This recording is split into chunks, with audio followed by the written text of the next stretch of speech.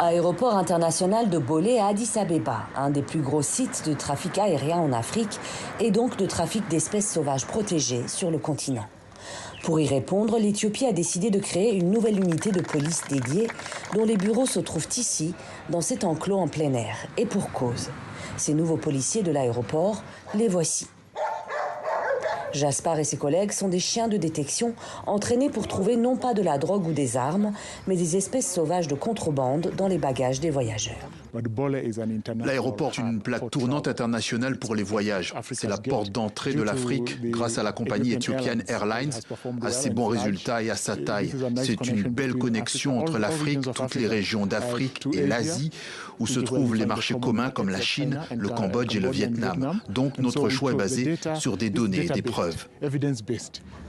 Dans ces sacs transitent chaque année des centaines d'espèces protégées à destination des marchés asiatiques.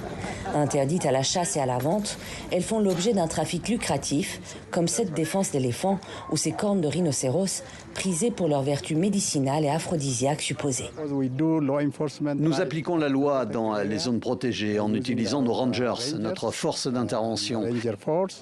Mais la criminalité ne se limite pas aux zones protégées ou aux zones proches des zones protégées. Il y a aussi un problème de trafic et de contrebande. Un trafic auquel le pays espère mettre fin grâce à cette équipe de détection canine. L'établissement de cette unité canine ne concerne pas seulement l'Éthiopie. Cela contribuera donc indirectement à la protection de la faune dans d'autres régions d'Afrique également. C'est donc un très grand accomplissement.